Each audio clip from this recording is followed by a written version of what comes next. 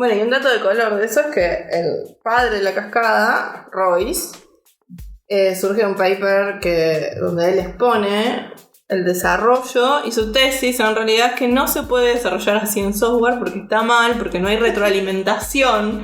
Y él dice que sería lindo que uno pudiera hacer porque una de las primeras cascadas es que uno no tiene la vuelta, ¿no?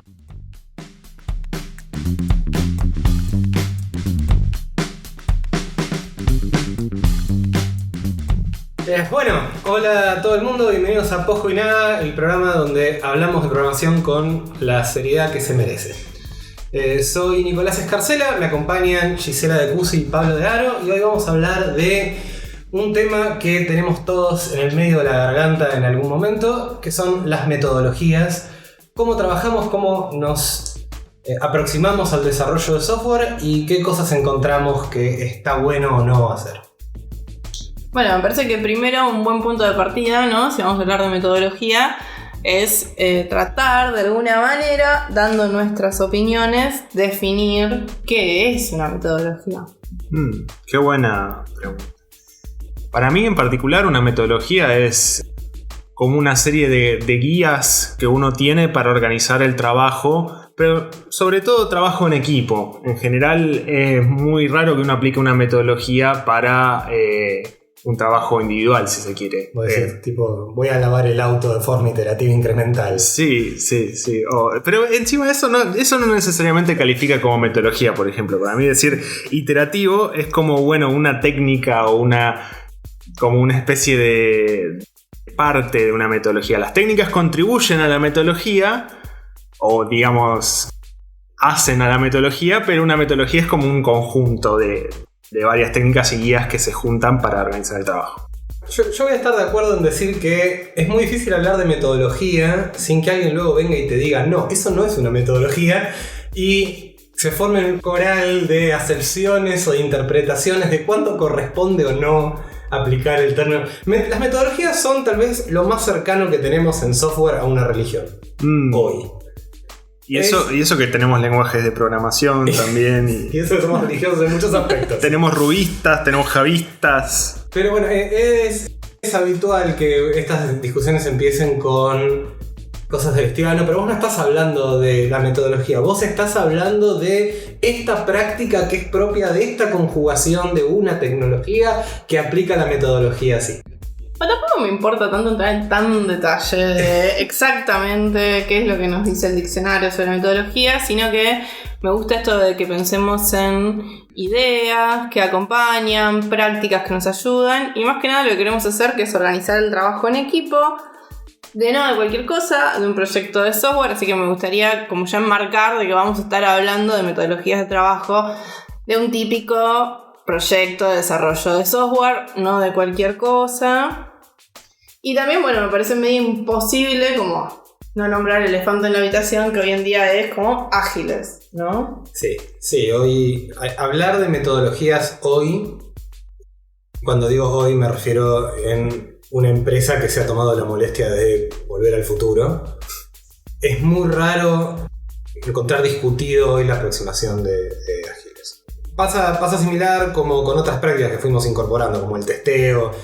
Hoy en día yo creo que poca gente discute que haya o no que aplicar ágiles. Ahora solamente estamos en desacuerdo sobre cómo se hace o qué es ágiles, pero en general parece que el futuro va hacia allá, en lugar de las prácticas que todavía se pueden ver en un montón de organizaciones en las cuales hemos estado muy recientemente, que vienen de un momento que muchos consideran más bien oscuro del desarrollo de software. La edad oscura. ¿Y qué es ágil, Giselle? ¿Qué es ágil? Bueno, algo que para mí me es imposible no hablar de ágiles sin mencionar el manifiesto ágil en sí mismo. Antes de mencionar el manifiesto ágil, un poco de contexto histórico. La verdad es que el manifiesto no dice nada que uno diga, estas personas son unos locos revolucionarios. Iluminados. Claro, ¿cómo pudieron generar esta avalancha de cambios culturales hacia el agilismo con las 4 cosas que enunciaron? Pero también me gusta como entender, esto es algo que ya tiene más de 20 años, ¿no? Y hay ciertas cosas, ciertas prácticas, ciertas cosas que el mundo no era lo mismo que es hoy hace 20 años. Sí, definitivamente, si uno va a hablar de metodologías, es importante entenderlas en su contexto. Bueno, veníamos de una era donde trabajábamos en cascada, ¿no? Cascada. ¿Qué palabra? Cascada, RUP, habían, sí, ¿te acordás? Sí, me acuerdo. Había una propuesta que justamente consistía en tal vez cerrar módulos propios al sistema. A construir un sistema consistía en primero planificarlo, luego producir un documento que era la planificación, hacer un análisis, construir el documento propio al análisis, tomar ese documento y convertirlo en software. Y luego nadie sabe porque jamás ocurrió. La última etapa del deploy nunca tuvo efecto en ningún proyecto. Me acuerdo, me lo dijeron un montón de veces. Reconocimiento, relevamiento, análisis, diseño, desarrollo, testing, la metodología de sistemas, implementación y reemplazo. Estaría orgullosa mi profesora de sistemas y organizaciones con sus medias turquesas. Era tremendo eso. Era una idea que venía traducida de la línea de producción de ensamblaje de lo que es otras industrias más tradicionales, si se quiere, o más antiguas. Bueno, y un dato de color de eso es que el padre de la cascada, Royce, surge un paper donde él expone el desarrollo y su tesis en realidad es que no se puede desarrollar así en software porque está mal, porque no hay retroalimentación. Y él dice que sería lindo que uno pudiera hacer porque uno de los problemas de cascadas es que uno no tiene la vuelta, ¿no? O sea, yo primero hago todo el análisis. Una vez que el análisis está, no se toca más. Porque lo hago bien, por eso me tomo mi tiempo. Perfecto. Entonces estoy 4 meses analizando. Y después estoy un mes más diseñando, que eso va a andar bien. Y así con todo. Haciendo cajitas, tirando. Es que era eso que le hicieron. Le hicieron lo mismo que le hicieron a Schrödinger con su gato. El tipo escribió todo el libro, se molestó en dar detalles, explicar por qué él pensaba que esto no iba a funcionar. Y como con este otro vago del gato, mira si las cosas van a existir en 2 estados. Y si tengo un gato que va a estar vivo y muerto al mismo tiempo, y lo tomaron de ejemplo para siempre. El famoso era jode y quedó. Jode y quedó. Bueno, eso le pasó a nuestro amigo Royce. Pero bueno, veníamos de ese mundo, ¿no? Veníamos de ese contexto, de pasos bien definidos, no había vuelta atrás, los proyectos se perdían mucho tiempo en justamente tratar de definir qué era lo que había que hacer, meses. Obviamente que mientras terminaban esos meses, el mundo ya era otro. Sí, también un contexto en el que ciertos pasos que eran extremadamente importantes se trivializaban. Yo recuerdo haber estado por lo menos en 2 fiestas, en proyectos en donde se festejaba que había finalizado el relevamiento. Tipo, la fiesta de fin de relevamiento era como una fiesta de fin de año, un descontrol. Gerentes intermedios, borrachos, con una corbata encima de la cabeza, bailando arriba de las mesas, porque claro, el proyecto ya había terminado, porque todo lo demás era una boludez mecánica. ¿Qué quedaba? Desarrollarlo y testearlo. Siento que Nico tiene las mejores anécdotas. El mundo es un lugar hermoso y lleno de cosas interesantes si uno sabe dónde mirar. Pero resulta que en esta época también había un montón de cosas que ahora son cotidianas y que jamás habíamos planteado. La idea de que el testeo ocurre después del desarrollo era obvia para aquellos que habían aceptado que había que testear.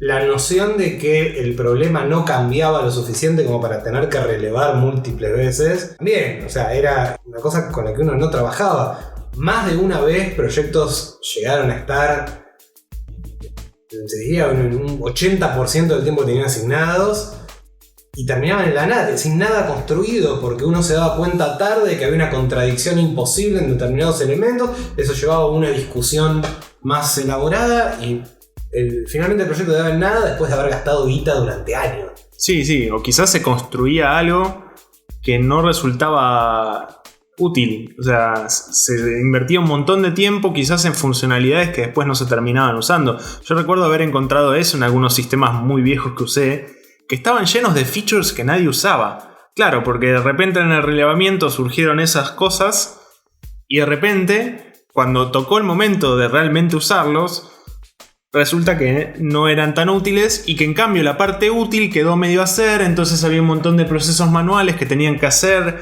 que quizás si hubiera sido, o sea, con medio día de análisis y de volver a implementar una parte, ese proceso manual no tendría que existir.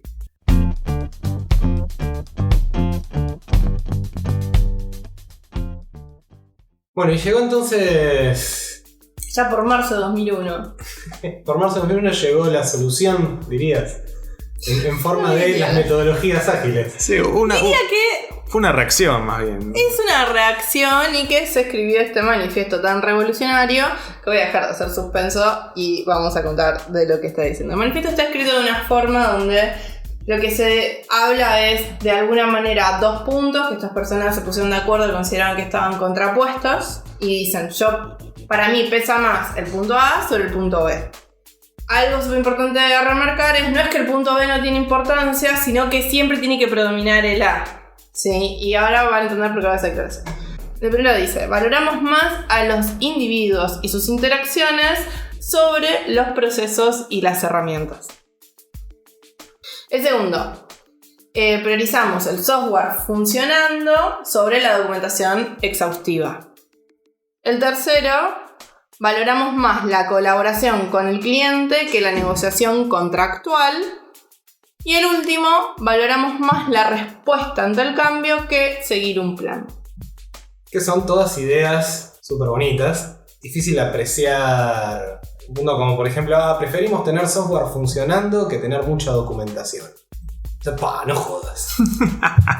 Difícil no estar de acuerdo, ¿no? También con eso. Debió ser muy difícil venderlo, piensa uno. Y en realidad Era muy difícil venderlo.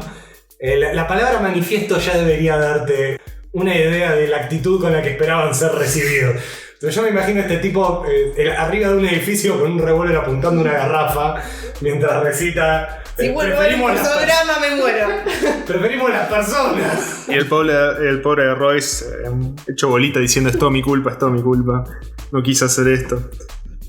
Justamente no parece para nada revolucionario. Por ejemplo, si uno habla acompañado justamente de estos 4 principios, una de las cosas que es, bueno, genial, entonces ¿cómo podemos hacer para llegar ahí? Te dan un poco más de ayuda y justamente habla de los 12 valores, ¿sí? La leyenda cuenta que los 4 principios, todos los que estaban ahí estaban muy de acuerdo. Como decía Nico, se tiraban desde el techo para establecer su punto. Con los 12 valores no estaban tan de acuerdo, pero igual llegaron a un consenso. No sé si quieren que los mencionemos, la verdad que es algo que todos pueden googlear. No sé si quieren que... A mí me interesaría por ahí más hablar de algún que otro valor. No sé si tiene sentido quizás mencionarlos todos, pero podemos mencionar algunos que pueden resultarnos particularmente llamativos. A mí, por ejemplo, uno que me resuena mucho es el de desarrollo sostenible. Dice, los procesos ágiles promueven el desarrollo sostenido. Los promotores, desarrolladores y usuarios deben mantener un ritmo constante de forma indefinida. Me gusta este principio porque me parece que entra en conflicto con otros quizás. Y entra también en conflicto con ciertas ideas que uno tiene de, bueno, por ejemplo, satisfacer al cliente. Uno dice, satisfacer al cliente tengo que desvivirme para con el cliente. Bueno, no. De acuerdo a este principio, parte importante también de aplicar una metodología ágil o, digamos, de poder trabajar de manera ágil, debería ser poder sostener ese proceso indefinidamente. Y para eso hay que evitar sobretrabajar, hay que evitar desvivirse justamente, hay que poder descansar, hay que poder balancear el trabajo con la vida, digamos, normal y mantener su salud, obviamente. Y me parece interesante porque muchas veces este principio me da la sensación de que se olvida. Pero lo que pasa es que es complicado, porque todo esto está sujeto a una suerte de interpretación. Vos no podés solamente tirarme titulares y esperar que la empresa los interprete a mi favor. Vos decís, al principio la simplicidad es esencial. ¿Y qué carajo significa que la simplicidad es esencial? Sí, por supuesto que uno trata de hacer las cosas simples hasta que viene alguien y lo obliga a hacerlas complejas, y luego vos le decís, no, pero la simplicidad es esencial. Y él te dice, cállate. Bueno, es que una respuesta válida a eso es la simplicidad relativa también. Sí, igual, concretamente, lo que te está diciendo es la simplicidad como el arte de maximizar la cantidad de trabajo que se hace es esencial. Sí, pero el trabajo que no se hace, dice, perdón. Dice, el arte de maximizar la cantidad de trabajo no realizado. Bueno, claro, pero yo puedo maximizar el trabajo no realizado, no realizando trabajo. Bueno, en realidad va eso. Es otro que entra en conflicto. Es que en realidad va eso, porque una de las cosas más interesantes es justamente, muchas veces lo decimos en muchas clases, cuando uno está dando clases, de lo que hay que hacer es lo que había que hacer, y lo que no había que hacer, no hay que hacerlo. Y vos decís, claro, obvio. Simplemente... Noto una tendencia a las tautologías en las metodologías ágiles y sus planes. Convengamos por lo menos que como guía es pobre. Es pobre y es excesiva al mismo tiempo, porque 12 principios. Hay gente que hizo una religión con mucho menos. No me parece que sea poco vago para guiarse, pero sí está muy sujeto a la interpretación. No bajan una aplicación concreta que después de todo no era... Creo que en algún momento se menciona que no era la intención y que cada empresa, luego cada organización tiene que ajustarlo a sus necesidades. Y con esa frase sinceramente arruinás todas las metodologías. Sí, con la premisa de que cada persona tiene que acomodarlo a sus necesidades, básicamente dejas un cheque en blanco para que la persona que tiene autoridad venga, se cague en todos los principios que vos estableciste y te haga seguir solamente los que a él le gusta. Próximamente. Sí. Bueno, si tengo que elegir uno, siguiendo la consigna que tiró Pablo, yo voy a elegir excelencia técnica.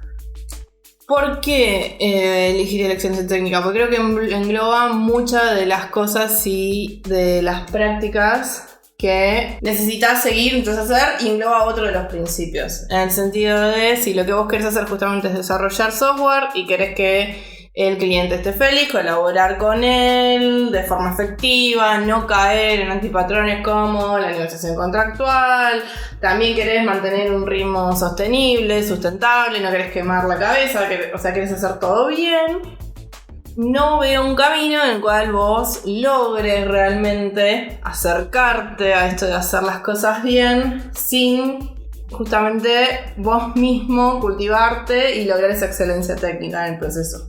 Sí, es cierto, y también se contrapone, o mejor dicho, una idea que viene asociada a eso es tratar de resistir la tentación de no darle bola a la parte de excelencia técnica justamente para cumplir con otros de los principios, de entregar rápidamente, de satisfacer al cliente. Entonces uno dice, tengo que entregar lo más rápido posible. No hago test, porque los test me llevan tiempo y eso afecta mi tiempo de entrega. A mí yo siempre me remarco, la idea de esto no es que vos chates a uno y te tires, tipo, quiero que el cliente esté siempre satisfecho. No era por ahí. No era por ahí. No está habilitado todo lo que uno está imaginando para dejar al cliente satisfecho. Realmente la idea es, el cliente está satisfecho, se aceptan los cambios, se entrega frecuentemente el producto, se colabora con el negocio y los desarrolladores, las personas están motivadas, las conversaciones que se mantienen son cara a cara, mientras tenemos métricas de lo que estamos haciendo es correcto,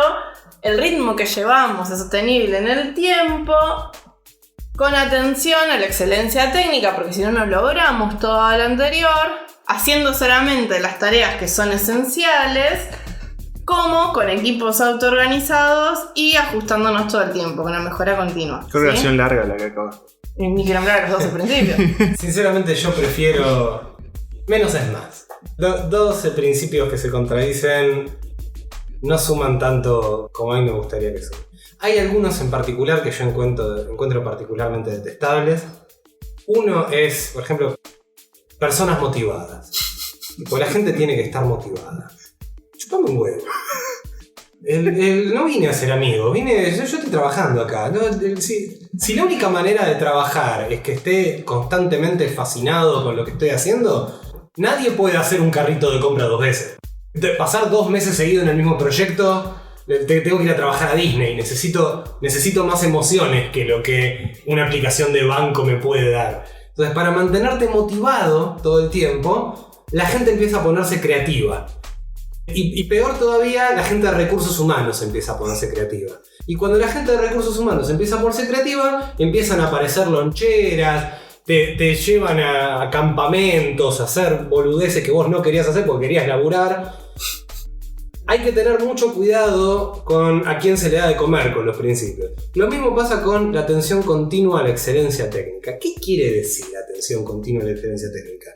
¿Qué íbamos a hacer? ¿Cuál era la alternativa a la atención continua a la excelencia técnica? Lo que hacemos ahora, que por ejemplo yo tengo un proyecto en Hack.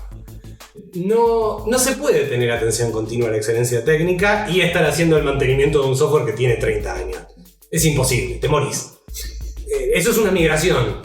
Entonces, de alguna manera, todas estas son cosas deseables, son horizontes deseables. Por supuesto que uno siempre querría tener al cliente satisfecho, pero es muy peligroso cuando uno escribe esos 12 bullets y se los da a una gerencia intermedia. Se puede hacer mucho daño con esos 12 bullets. Es cierto. Bueno, pero también, independientemente de lo que escribas, y si se lo das a una gerencia quizás intermedia, el problema de la gerencia intermedia. La gerencia media ha hecho mucho daño con mucho menos, estamos de acuerdo. O sea, personas queriendo hacer daño, no es necesario escribirle 12 bullets. Yo lo que tengo para decir es que mi opinión actual es que yo era más feliz en la cascada. Lo dije. A mí me llegaba un requerimiento. Yo trabajaba durante algo así como 8 meses en ese requerimiento.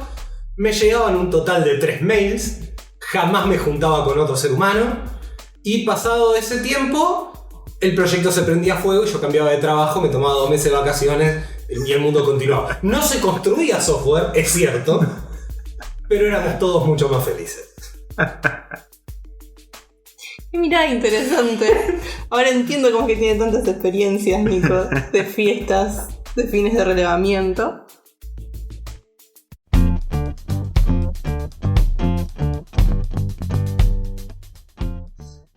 Yo no comparto tanto la visión. Quizás porque mi teoría es mucho más fuerte, que es nosotros nunca hicimos cascada porque no se puede hacer cascada, porque el principio del cual yo voy y hago una cosa durante un montón de tiempo, no me equivoco y voy al siguiente paso que necesita que el paso anterior esté perfectamente realizado y sin ningún tipo de error, es simplemente imposible porque como seres humanos nos equivocamos. O sea, no es que yo tenga un gremio que me dice, Gise, hoy programame 5 features y meteme 3 bugs. No, la verdad es que no lo hago adrede el tema de los bugs, es algo que pasa. Y por eso mismo que, si bien para mí siempre decíamos hacemos cascada, y es mentira, nunca logramos hacer la cascada, nunca logramos entregar software de esta manera teórica.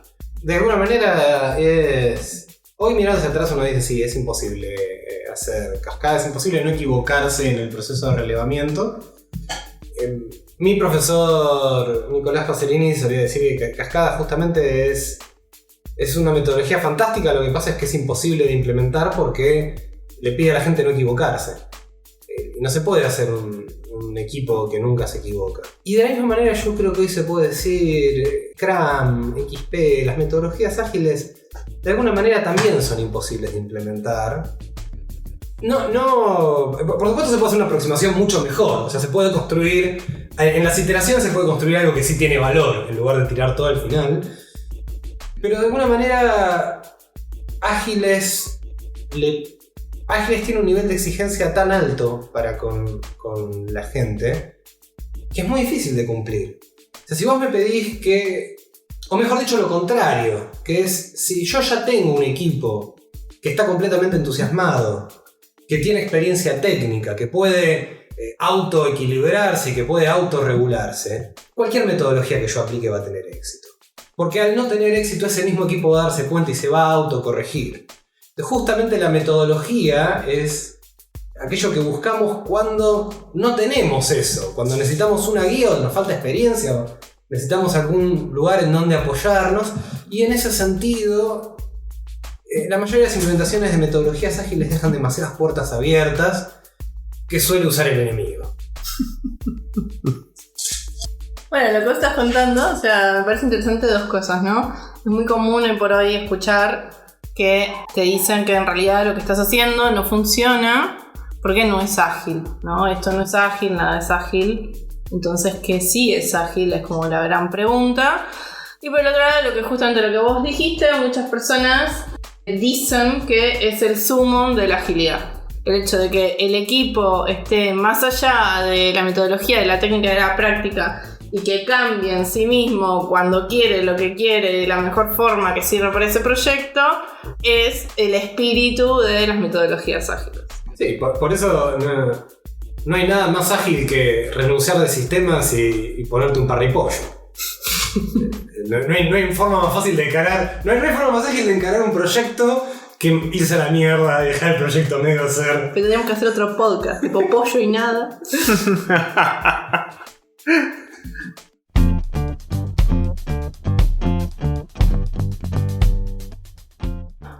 Ahora, ¿por qué no vamos a algo más concreto? Algo como una implementación. Porque me suena todo muy en el aire. Funciona, no funciona. Muy bonito, difícil estar en desacuerdo. ¿Qué implementación tenemos de ágiles? Y a mí me suena Scrum. A mí también.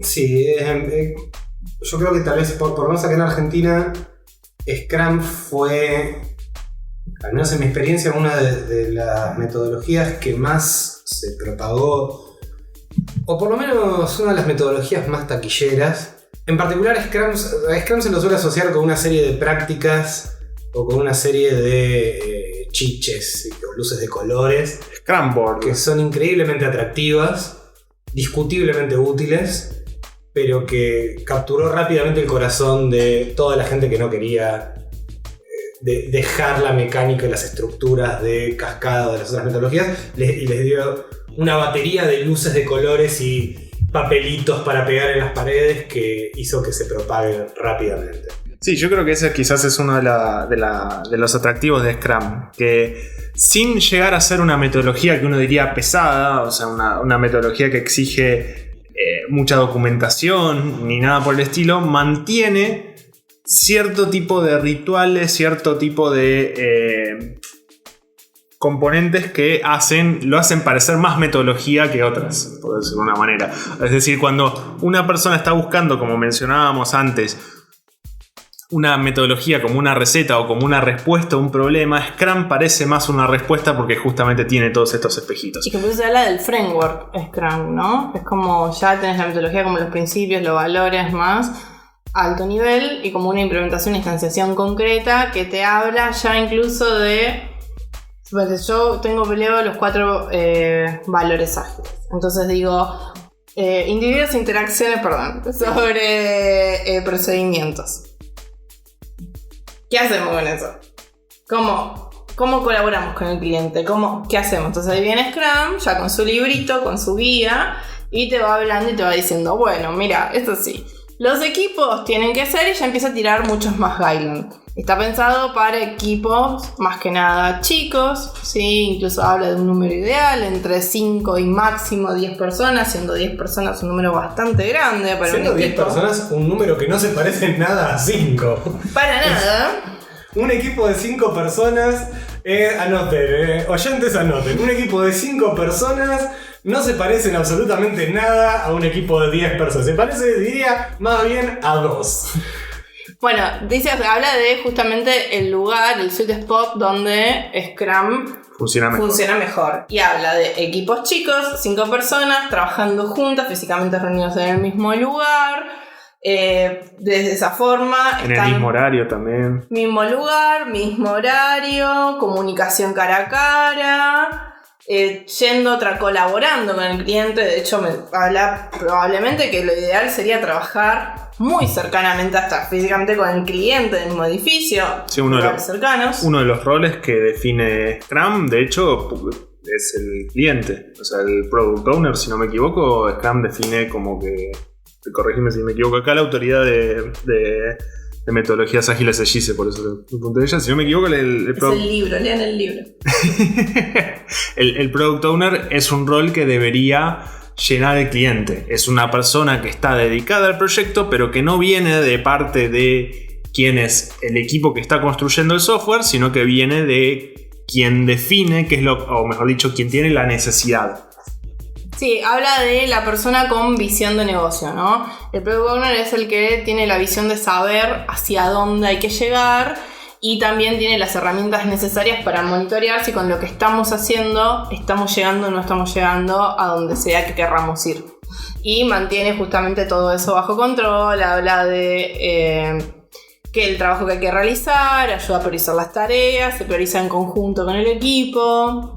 En el equipo se habla de equipos interdisciplinarios, en el sentido de que es un solo equipo que es capaz de entregar y producir valor. Producir valor es justamente hacer una funcionalidad, hacer un feature, resolver algo. Sí. Resolver, o sea, hacer una funcionalidad, hacer un feature, resolver, entregar algo que es necesidad y que creemos que nuestro producto que estamos construyendo necesita. Entonces tenemos Product Owner, tenemos Scrum Master, ¿sí? En la metodología de Scrum. Es interesante que Scrum plantea el Scrum Master como un rol que eventualmente desaparece, ¿no? Es alguien que viene, te enseña a hacer Scrum y luego se va como Mary Poppins. Como Mary Poppins, bastante como Mary Poppins. Viene, te enseña a ordenar, se va. De hecho, te habla de que sos un facilitador y que esa facilitación va rotando dentro del equipo. Sí, y por supuesto, yo no sé si ustedes alguna vez lo vieron pasar eso. Un Scrum Master volando hacia el horizonte. Jamás me pude deshacer de un Scrum Master si algo se multiplicaron. Que, de hecho, si uno fuera a señalar el punto en donde Scrum se queda corto, es Scrum para mí subestimó al enemigo.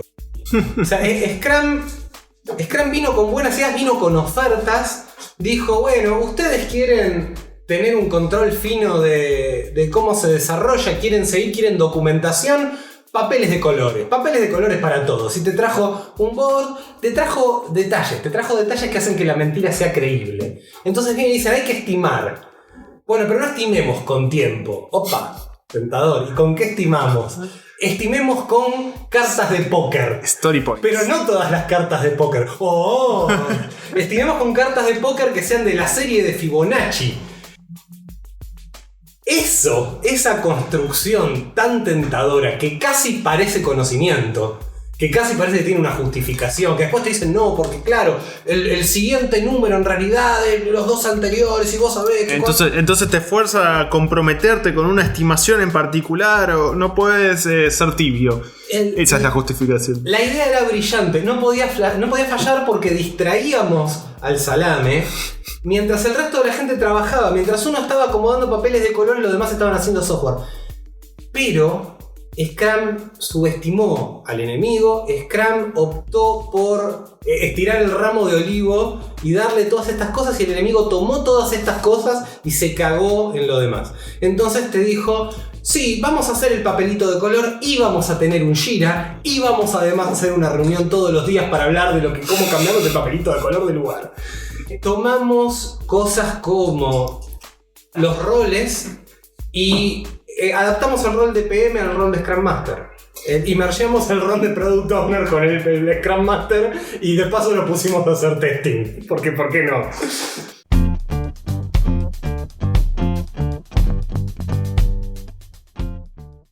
Bueno, en resumen, estamos más o menos de acuerdo en que Scrum trajo algunas ideas buenas, pero también tuvo sus limitaciones. Scrum tiene justamente una bajada a tierra que es bastante fácil de aplicar y que tiene, como dijo Nico, cosas para distraer a las personas que pueden llegar a ponerse en tu camino para hacer tu trabajo, pero al mismo tiempo también tiene cierto tipo de rituales y cierto tipo de obligaciones, como las dailies, como las retrospectives, Bueno, algo que me llama mucho la atención es las dailies y retrospectives muchas veces se respetan, pero rara vez se hacen reuniones de kickoff o de comienzo de los sprints. Es como que las plannings le resultan aburridas a la gente. O quizás podemos organizar un poco lo que dice, así como decía antes, de Scrum nos habla de roles bien definidos como el Product Owner, el Scrum Master, el equipo en general, siendo un equipo interdisciplinario, autoorganizado. Podríamos ordenar un poquito de qué es lo que nos propone como trabajo en sí, ¿no? Sí, más allá de criticarlo, digamos. Es divertido escuchar a Nico criticarlo. Tengo mucho para decir. Podemos hacer un capítulo entero de No Estimations. ¿Para qué me traen si ya saben todo? Pero tratemos de por lo menos primero contar el ciclo y después hablamos de las disfunciones que vemos todos los días en el trabajo, continuamente, etc. Perfecto. Entonces, primero, lo que establece es que el trabajo se ordena en un lugar, ¿sí? Donde es el backlog, ¿sí? El backlog de trabajo es el lugar donde principalmente el product owner está enfocado en generar de distintas maneras, con distintos grados, los pequeños incrementos que considera que son importantes que el producto tenga, ¿sí? Y se habla de que ese backlog tiene distinta granularidad. Es decir, que vos ahí vas poniendo ítems en el cual lo que está más cerca de que se haga en el equipo es mucho más granular, o sea, se debería de entender, saber exactamente qué es lo que hay que hacer, cuándo es que uno lo terminó de hacer, etcétera, etcétera, y a medida que eso se aleja en el tiempo es cada vez menos granular, ¿sí? Es como un poquito hacer un poquito de relevamiento que veníamos haciendo, pero solamente de las cosas que estás convencido como visión de negocio te va a generar más valor. Y después saber que lo que se viene son ítems más grandes, que no los explotaste todavía porque primero tenés cosas más interesantes. Una de las restricciones que tiene un backlog es que supuestamente tiene que estar priorizado, ¿verdad? Exacto. Y de hecho es responsabilidad de todo el equipo, pero principalmente el que debería velar por la salud de ese backlog es el product owner. ¿Sí? Donde también se prioriza en conjunto con todo el equipo en una ceremonia que es la... Se está riendo Nico cuando usa estas palabras. Que justamente antes de que uno haga la planificación, porque cómo se trabaja en Scrum, uno arma sprints, que es como ciclos de trabajo, ¿sí? Que duran lo que el equipo considere que debe de durar. Lo importante es que tengan ese periodo fijo. De hecho, ahora Nico se nos va a reír de vuelta. Lo que decía el primer manual era que duran de 2 a 4 semanas. Tranqui, un sprint de un mes. Hoy por hoy, la verdad es que la mayoría de los equipos que más aceitados trabajan hacen sprint de una semana, pero no importa. Al margen de eso, vos tenés un sprint, eso es un ciclo de trabajo. Antes del principio de cada sprint se hace una planificación. En esa reunión de planificación participa todo el equipo para comprometerse a lo que van a estar haciendo durante ese ciclo, durante esa iteración. Pasa la iteración, al final de la iteración se hace una demo en la cual se muestra el incremento de producto, se le muestra al cliente. Finalizado se hace una retrospectiva para entender cómo venimos trabajando bien, mal, más o menos, que podemos mejorar, ahí adaptamos y volvemos a hacer otro ciclo. Que puesto en comparación, todas propuestas muy sensibles. Tenés una pila de trabajo para hacer, andá agarrando de la pila una vez por semana. Y no sale cualquier cosa, sacá lo más importante de la pila. Agarrá lo que el cliente más quiere hacer. Sentate con todo el equipo a pensar cómo va a ser esta iteración. Juntate todos los días para venir controlando que no se vaya toda la mierda. Juntate al final de la iteración, que debería tener 2-4 semanas. Que acá 4 semanas parece un montón ahora, pero hemos estado todos en proyectos donde nacían y morían generaciones de desarrolladores de disentería antes de que se llegara al primer release. Y básicamente luego miramos hacia atrás y vemos que salió mal. Sí, y una cosa importante también es durante esa iteración vos te concentrás en lo que planificaste para esa iteración y nada más. Que es un paso importante, también muchas veces omitido por quienes implementan Scrum, que de repente dicen, me olvidé de esto, hay que agregarlo al sprint, dale, no te cuesta nada.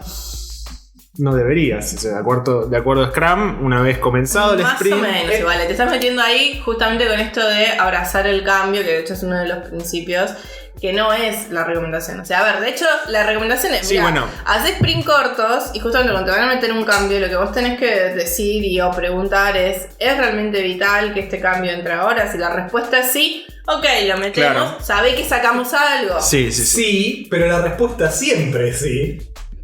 Es cierto, tenemos que abrazar el cambio, pero es gracioso cómo nos concentramos en cuál cambio hay que abrazar. Por ejemplo, hubo un cambio, no llegamos. Ese cambio nadie quiere abrazar ese cambio.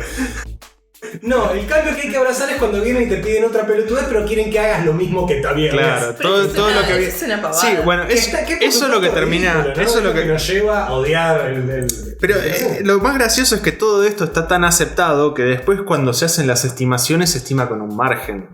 Cuando de repente se hace un sprint, se reserva un buffer de puntos de tiempo para imprevistos, ¿no? O sea, está tan aceptado que las cosas son así que hemos adaptado las metodologías a la boludez, por decirlo de alguna manera. Y también de alguna manera... Y está bien, o sea, de hecho así funciona, si no, no funciona. La experiencia es muy distinta cuando vos ves la luz al final del túnel de cuando no. Si estás haciendo una implementación de un proyecto mediano, de una naturaleza más o menos terminable en el corto plazo, meter un cambio no te puede hacer alguna diferencia, pero cuando estás en plan, sí, estamos haciendo y manteniendo este sistema para siempre, un sprint más, un sprint menos, nada significa nada. Salvo que estés metiendo alguna cosa crítica, no sé, estás trabajando en una plataforma de desarrollo, de aprendizaje, y tenés de pronto una fecha clave como es el inicio de clases. Y dices, esto necesita llegar en fecha. Pero esos casos tienden a ser pocos y lo que pasa es que todo se vuelve crítico. Un backlog mal priorizado es peor que no tener un backlog. Sí. Un backlog donde vos agarrás cualquier porquería y te meten cualquier cosa y todo es urgente, lleva justamente a que las iteraciones no signifiquen nada. Igual eso no sería un problema, depende del negocio, ¿no? O sea, si yo quiero organizar mi trabajo como en ciclos, bueno, ahí sí es un problema. Pero por ejemplo, si estás en ese modelo, como decías, el modelo eterno del mantenimiento, yo no haría Scrum, yo haría Kanban. O sea, yo tendría un backlog bien priorizado, donde realmente no hay una ventana de tiempo tan rígida, tan definida, sino simplemente hay cosas que hay que hacer y hay gente que está haciendo. Sí. Entonces vamos haciendo, cuando se van terminando las cosas, decimos, bueno, mira, a ver, ¿te gusta esto? ¿No te gusta? Y sigamos. Y reemplazás la demo de Scrum por staging y después el release. O sea, en ese caso no es necesario, digamos, cierto tipo de cosas cierto tipo de rituales de Scrum se vuelven superfluos e incluso contraproducentes. Bueno, y ahora que mencionaste la rigidez de los tiempos, eso también me lleva a otra discusión, que es también gracioso la forma en la que elegimos cuáles tiempos son rígidos y cuáles no. El tiempo del sprint, de alguna manera hemos convencido al mundo de que es una cosa rígida. Hacen sesiones, son 2 semanas, ponele, el sprint tiene 2 semanas. Ahora, el tiempo de las reuniones es increíble. El tiempo de las reuniones me parece que está hecho con harina leudante. No hay forma de mantener en el tiempo cuánto dura la reunión de los sprints. La daily pasa de ser de 10 minutos a 15 minutos a 20 minutos a tal vez medio día de reuniones de daily en la que te sentás a planificar. La gente se pone a discutir sus tickets y eso se acumula con las medidas que tomaste para que la reunión no se estire. Entonces la gente se pone a discutir su ticket parada durante horas. Estoy en un proyecto ahora mismo en el cual al principio de cada daily lo que se hace es decir cosas lindas del resto de la gente. Entonces dice, kudos a fulano que hizo tal cosa que es claramente su trabajo. Y la gente en vez de aplaudir, chasquea los dedos. Y yo estoy en el infierno. La metodología no piensa en la gente con capacidades de entusiasmo diferentes como yo. No, igual sí, ese tipo de cosas. No tengo algo lindo para decirle a la gente todos los días. No tengo algo lindo para decir mensualmente a veces. Es tiempo perdido. Muchas veces convertimos la daily en la interacción social del día y eso no está bien. Sí, tal cual. Si querés generar interacción social, haz un evento de interacción social y no lo pongas dentro de los rituales de la Sí, llévame a comer. Dejá de joder. Aparte, no somos amigos. Tipo, quiero que me revises un pull request, no quiero darte un abrazo. En algún nivel está bueno tener una interacción con el equipo. Scrum hace bastante hincapié en que el equipo tiene que estar bien comunicado. Scrum nunca nos advirtió sobre estar demasiado comunicados. Mi agenda es 60% reuniones. Todo el tiempo. El Scrum abrió una puerta, una caja de Pandora que no supo controlar, que es la posibilidad de juntarse en persona a hablar boludeces. Entonces te prestan la idea de una reunión diaria, y esa reunión diaria se convierte en 2, luego en 3, cuando te querés acordar el viejo meme de esto podría ser, esta reunión pudo haber sido un mail de 2 líneas.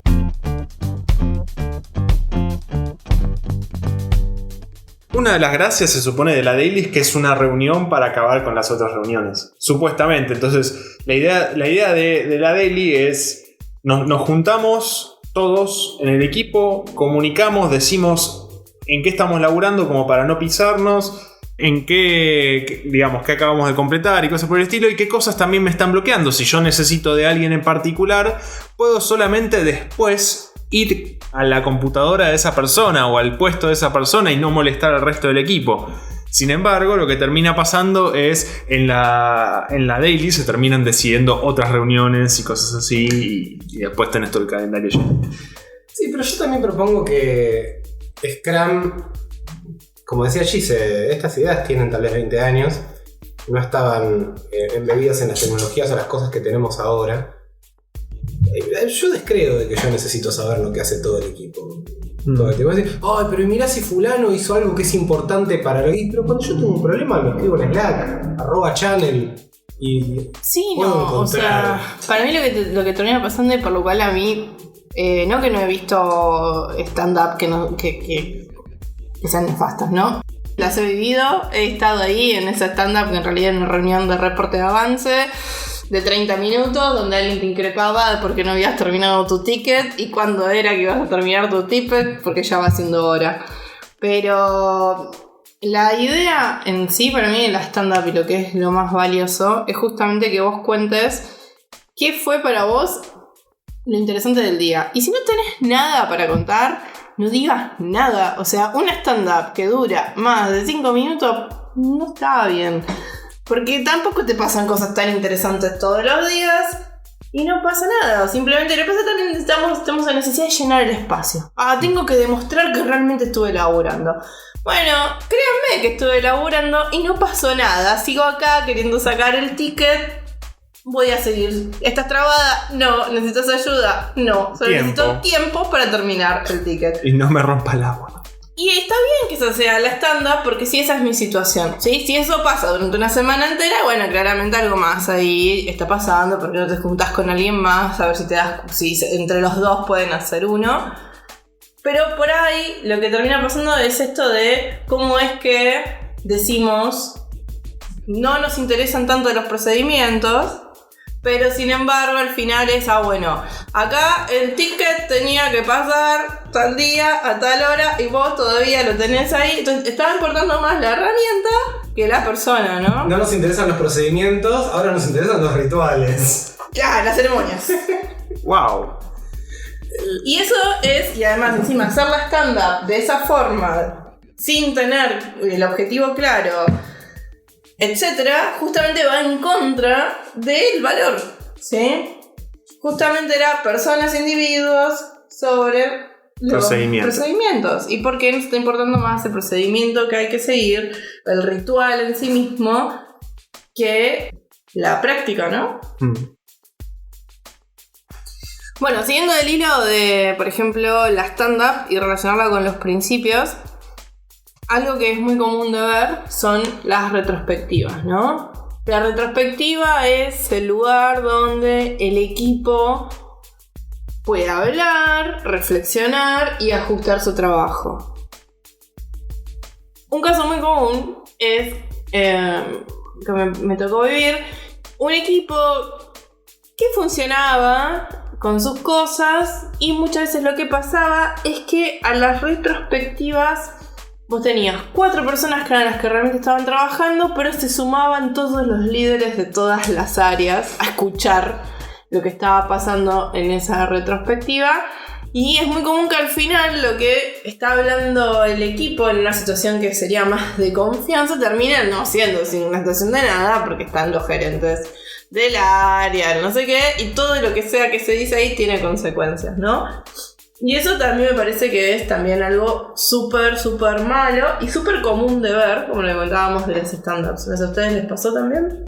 A mí me ha pasado de tener reuniones y, por ejemplo, las demos que también fueran de varios equipos al mismo tiempo y y cosas que pasaban en donde si vos tenés un montón de equipos haciendo demos, muchas veces las demos de los otros equipos terminaban como sobreponiéndose a tu demo en particular, o mismo algo que también pasaba era quizás vos no tenías algo demoable, pero esto que acababa de mostrar el otro equipo demostraba lo mismo que vos podrías llegar a demostrar.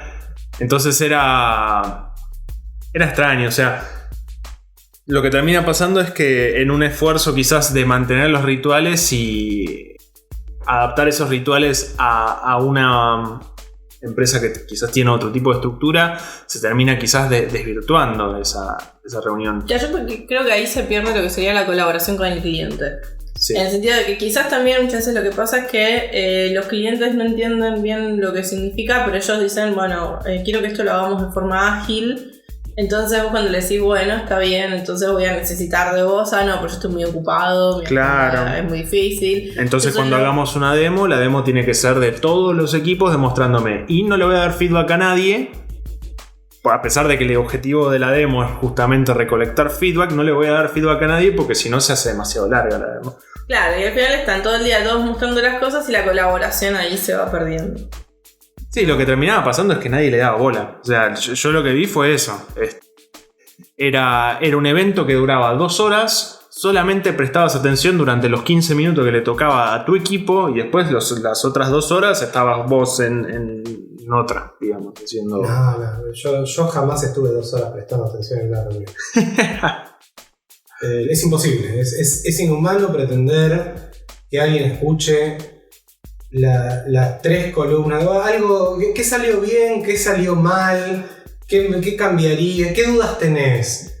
Cada pelotudo del equipo tratando de elaborar algo que se está sacando ahí porque ya lo dijo la semana pasada y no cambió, no mejoró porque no se reiteró eso. El problema es que el cliente no viene a las reuniones. Bueno, ¿está en la reunión? No. ¿Va a venir a la reunión siguiente? La respuesta te sorprenderá. Y no se puede arreglar nada en ese sentido. Las cosas que sí se pueden arreglar, un equipo ágil muy probablemente no esperó al final de la iteración para arreglarlo. Trató de tunearlo en el momento. Bueno, pero esa es otra, ¿no? Lo que vos estás diciendo es como una retro que se convirtió en catarsis. Y es re común. Toda reunión es una catarsis. Casi no hay otra razón para que nos juntemos a hablar de nada. Esto es una catarsis. Si yo hubiera necesitado tu ayuda ayer y me hubiera bloqueado, no hubiera esperado a hoy para decírtelo, pero hubiera dicho en el momento y vos me hubieras ayudado y hubiéramos salido adelante y hubiéramos progresado. Si estamos en una reunión adelante de todos diciendo, tuvimos un problema de comunicación con producto, es porque producto es un salame. La gran mayoría de estas reuniones, justamente, cuanto más gente involucrás, cuanto más elementos involucrás, más fácil es que se desvirtúe. Eso es básico. O sea, alcanza una persona con otra gente, cabeza en otro lugar para que rápidamente una reunión se desvirtúe. En general es más común escuchar el título que entender la motivación de las reuniones. Es muy fácil cuando vos entras en un proyecto nuevo, un cliente nuevo y te dice, bueno, vamos a hacer la reunión de retrospective, no te dice nada. Vos tenés que saber, ¿a qué le dicen retrospective acá? Nos vamos a tirar dardos entre nosotros.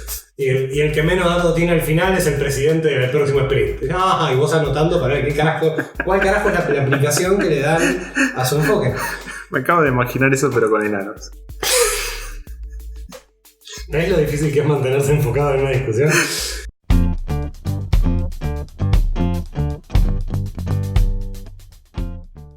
Entonces, con todo lo que estuvimos hablando, ¿no? ¿Qué sí sería una buena aproximación a organizar el trabajo? ¿Qué sí sería una buena metodología? Es difícil decirlo y creo que voy a caer en un cliché que voy a repetir mucho a lo largo de todos estos programas, que va a ser depende. Para mí, una buena metodología es básicamente una que no está en tu camino y al contrario te ayuda a mantenerte en un camino en particular. Entonces sí, por ejemplo, muchas de las cosas de los principios ágiles, de los valores y principios ágiles se pueden tomar, pero porque también son bastante sentido común.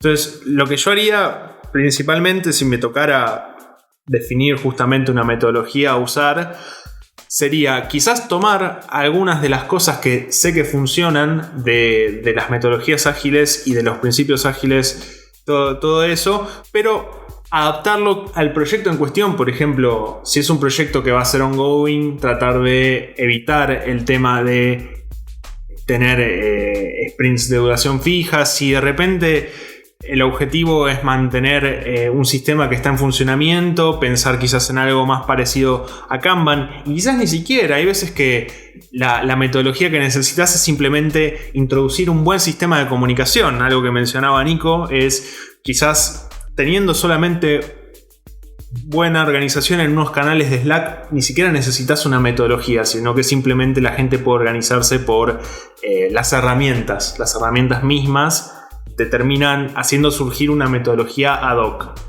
Eso para mí sería la idea. Ahora bien, algo que sí podría decir es Scrum para mí es útil cuando estás, por ejemplo, formando un equipo en donde la gente no se conoce, todavía no trabajó, pero sí tiene un background de metodologías ágiles, y sobre todo para proyectos que uno sabe que empiezan y terminan. Para eso, por ejemplo, sí, quizás pensaría en algo parecido a Scrum. Quizás me estoy yendo por las ramas. ¿Qué opinan ustedes? Y yo, o sea, puede sonar que yo estoy en contra de esta de la elección de una metodología, de las arbitrariedades que vienen con la metodología, pero en realidad no. Yo, de hecho, todo lo contrario. Yo quiero una metodología que sea suficientemente opaca y suficientemente atractiva para hacer, de alguna manera, encontrar la manera de justificar hacer siempre las cosas como yo quiero. Porque ese es mi... Ponele, metodología basada en el horóscopo maya. Nico Oriented Programming. Entonces, cada vez que hay una propuesta de este estilo, viene Marcos de marketing y quiere que implementemos ahora mismo esta cosa que vio en la revista Forbes, quiere ver si lo podemos meter para mañana. Y yo le digo, eso hay que consultarlo con el sumo sacerdote, que soy yo. Entonces ahí subo a mi pirámide, no sé, sacudo unos carpinchos, hago algo. Sacrifico un Scrum Master. Luego bajo y digo, no se puede. Pues eso es una locura tratar de hacer esto antes de que comience la era del jaguar, que es el próximo sprint. Si lo dice el sumo sacerdote, entonces... En definitiva, si vos me permitís a mí elegir el equipo en un proyecto, si estamos de vuelta en este escenario que hablábamos tal vez en otro episodio, si yo puedo elegir con quién trabajar, y estoy trabajando con gente que yo conozco, que tiene experiencia, que sé que no me va a dejar colgado y que sé que está, no te digo comprometido, pero que está igual de interesado en que esto termine como yo, y tengo un cliente que tiene requerimientos a la altura de sus expectativas, en donde si viene todo el tiempo con cambios o con modificaciones, luego también comprende cuando las cosas se atrasan y no se llegan a implementar. Entonces estoy bastante convencido de que puedo sacar esto sin necesidad de un manual de procedimientos. Y si no tengo eso, muy difícilmente pueda planear con antelación una manera de caer encima de mis pies. Sí, entiendo que entonces lo que a vos te gustaría de una metodología es básicamente una que lidie más bien con los obstáculos que vienen de... Una tiranía ilustrada, sí. Sí. No, a mí, algo de lo que decías me resonaba. Me gustaría trabajar con la metodología, en especial si va a haber carpinchos y pirámides. Pero para mí, algo que sería una buena aproximación a todo esto es justamente una mezcla.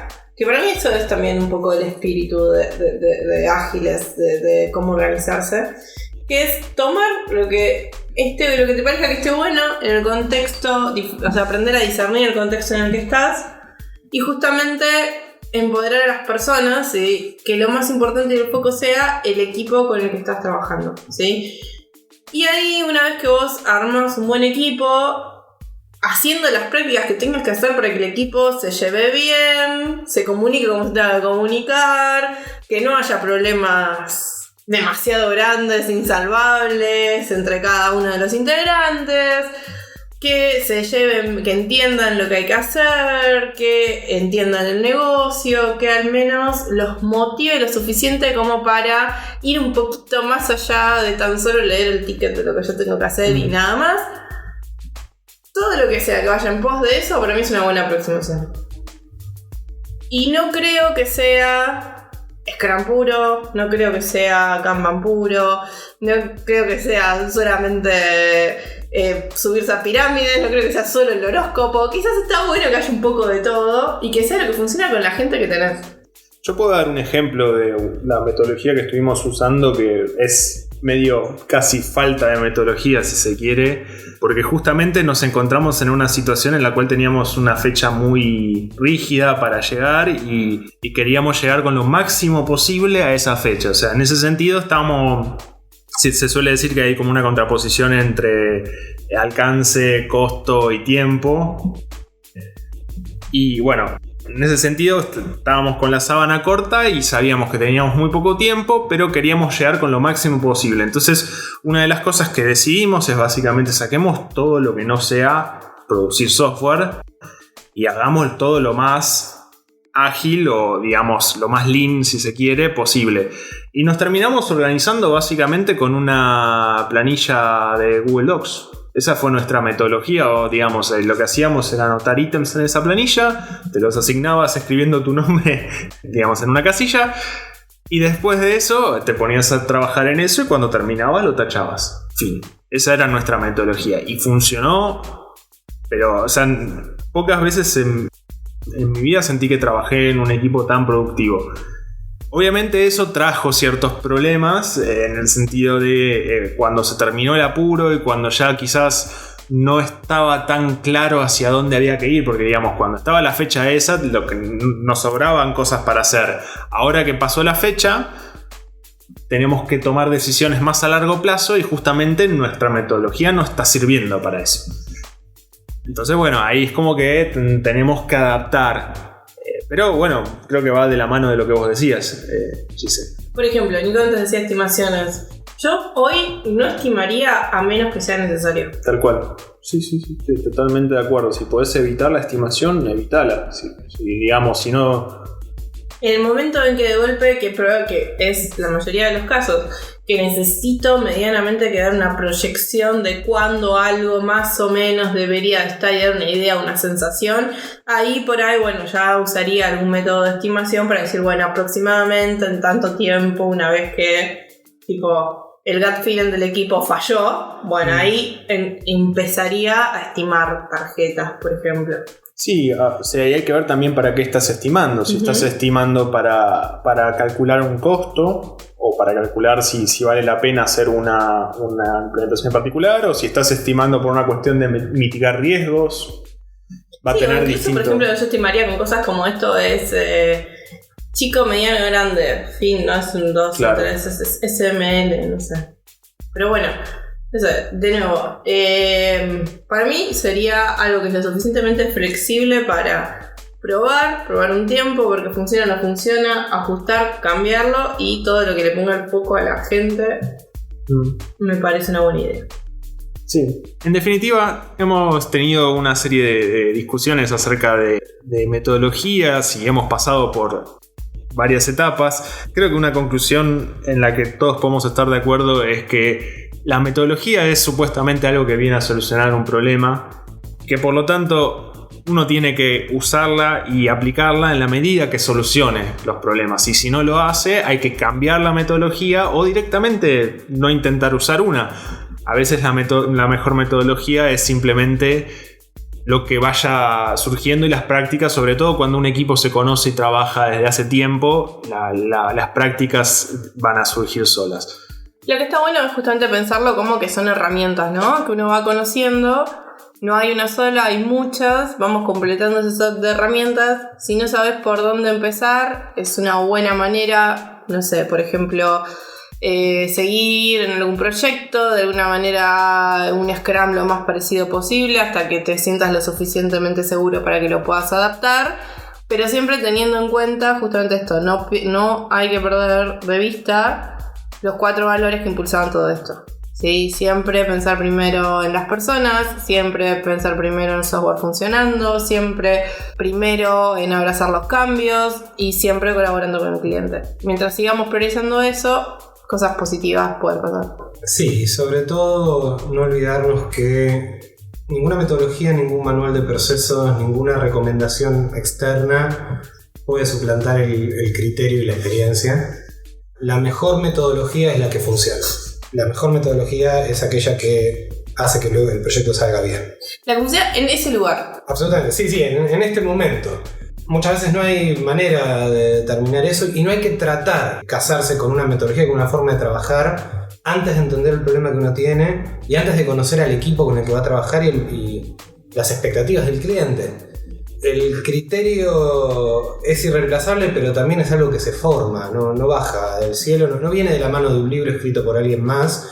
Ideas pueden venir de la mano de un libro escrito por alguien más, pero a veces la mejor manera de encarar un proyecto es sabiendo que la vas a cagar. No sé estimar esto, no sé si el equipo está capacitado, no sé si y bueno, pondré un colchón. Haré un intento y ahí está realmente la iteratividad, ahí está realmente la agilidad. Agilidad quiere decir que cuando se me caiga la piedra encima voy a saltar para un costado y voy a tratar de encararlo diferente. Agilidad es hacer una prueba, hacer un avance lo más real y concreto posible y cuando eso no salga bien, tener la honestidad para verlo, tener la rigurosidad para hacer el cambio que haga falta hacer y seguir avanzando, seguir iterando. Si quieren comunicarse con nosotros, nos pueden escribir a pojoynada@ucbar.org o también con el hashtag pojoynadapodcast en Instagram o en Twitter.